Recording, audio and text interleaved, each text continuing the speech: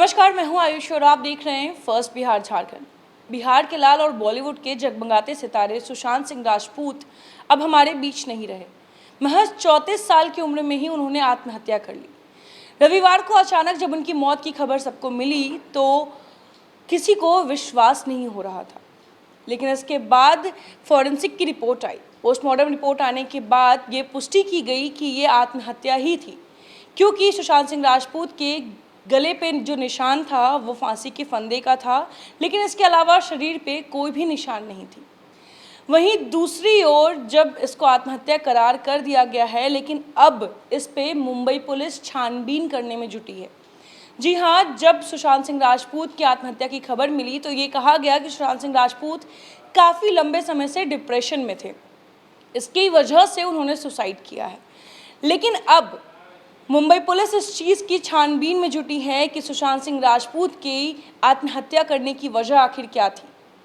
उनकी चाहे गर्लफ्रेंड हो, चाहे उनकी करीबी दोस्त हो, चाहे उनके रिश्तेदार हो, या चाहे बॉलीवुड के उनके रिश्ते नाते, हर छोटी से छोटी पहलू पर मुंबई पुलिस अब छानबीन करने में जुटी है। मुंबई पुलिस वो हर एक पहलू को देख रही है ताकि सुशांत सिंह राजपूत की आत्महत्या की वजह सामने आ सके। मुंबई पुलिस इस मामले की जांच करेगी।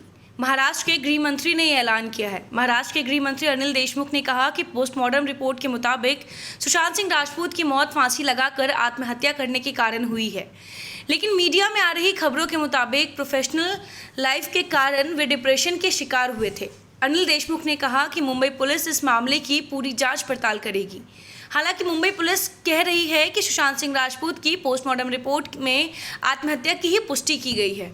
पोस्टमार्टम रिपोर्ट में मौत की वजह दम घुटना बताया गया है। उनके गले पर फंदे के निशान को छोड़कर उनके शरीर पर किसी भी तरीके का कोई घाव और चोट के निशान नहीं थे।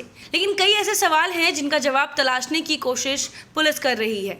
पुलिस को कई बिंदुओं पर संदेह है, जिसका पता लगाने में लग गई है। सबसे पहले तो ये जानने की कोशिश की जा रही है कि अगर सुशांत ने सुसाइड किया है तो इसके पीछे की वजह क्या थी। कल मुंबई पुलिस की फॉरेंसिक टीम सुशांत के फ्लैट पर पहुंची और घटनास्थल की बारीकी से निरीक्षण किया।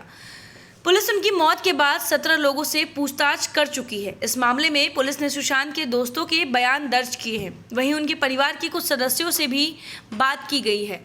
पुलिस ने सुशांत की बहन मीतू सिंह का स्टेटमेंट रिकॉर्ड किया है। मीतू परिवार की पहली सदस्य थी जिन्होंने सुशांत की डेड बॉडी को देखा था। वहीं पुलिस सुशांत की सबसे करीबी बताई जा रही एक्ट्रेस रिया चक्रवर्ती से भी पूछताछ करने की तैयारी में है। दरअसल सुशांत के परिजन लगातार साजिश का आरोप लगा रहे हैं। सुशांत सिंह राजपूत के जीजा और senior IPS officer OPS Singh ने उनकी मौत में गड़बड़ी की आशंका जताई है। वे घटना की सही से जांच की मांग कर रहे हैं। कल से ही सुशांत के परिजन लगातार कह रहे हैं कि उसने आत्महत्या नहीं की है, ये मर्डर है और पुलिस को इसकी जांच करनी चाहिए। सुशांत के जीजा ओपीएस सिंह ने कहा कि बड़ा सवाल ये है कि अगर सुशांत की मानसिक स्थिति ठीक नहीं थी तो उनके फैसले कौन ले रहा था। ओपीएस सिंह ने कहा कि हम किसी पर कोई सवाल नहीं उठा रहे, लेकिन शुरुआत में ये फाउल प्ले का मामला नजर आ रहा है। ओपीएस सिंह ने पुलिस से कहा कि सुशांत की कई दिनों से परिवार से बातचीत नहीं हो रही थी। पुलिस को इस बारे में जांच करनी चाहिए कि उनकी ओर से कौन फैसले ले रहा था।